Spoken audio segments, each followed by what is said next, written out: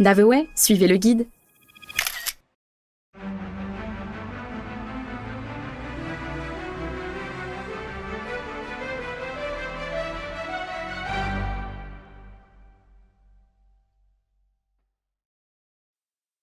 L'un des souvenirs typiques que l'on ramène de Cracovie est l'effigie d'un dragon.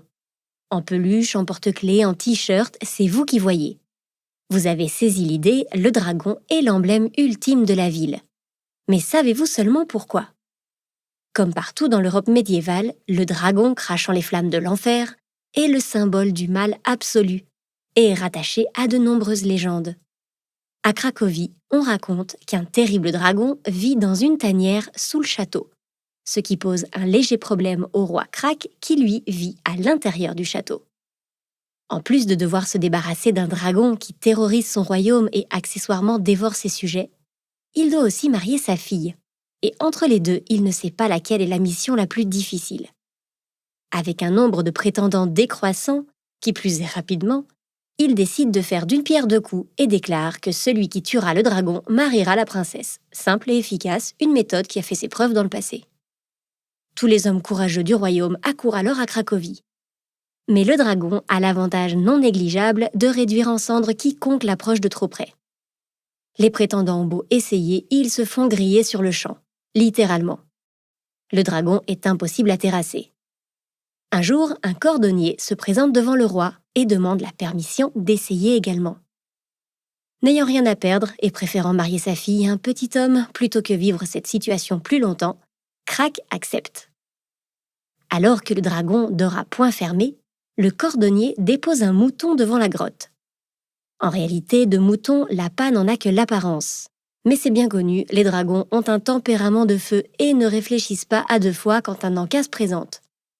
C'est donc en réalité une peau de mouton renfermant du soufre et du goudron.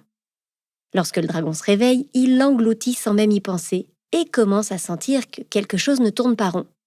Il a la gorge en feu et pourtant il a l'habitude. Il a surtout soif comme jamais. Il se jette dans la Vistule, le principal fleuve de Pologne, et boit ardemment. La Vistule commence à se vider, mais le dragon ne s'arrête pas. Tant et si bien que sa peau se tend et finit par céder. La bête explose alors en 1000 morceaux, tapissant les alentours de peau de dragon, de soufre et de goudron. Mais bon. Le dragon est mort, la ville est en liesse, et la princesse, à qui on n'a certainement pas demandé son avis, épouse l'heureux élu.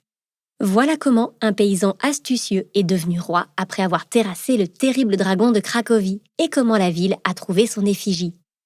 Venez découvrir les autres secrets de la première capitale de Pologne grâce à notre itinéraire gratuit à faire à pied en toute autonomie. 2 parcours interactifs avec plus de 30 audioguides remplis d'anecdotes et d'histoires à retrouver sans tarder sur l'application mobile Naveway. Découvrez les plus belles villes du monde grâce à nos circuits audioguidés pour voyageurs autonomes. Des centaines de circuits pour visiter les villes qui vous entourent.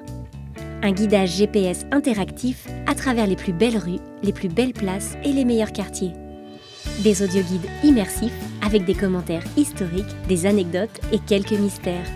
Téléchargez sans tarder l'application mobile Naveway et retrouvez tous nos circuits sur navaway.fr. Abonnez-vous!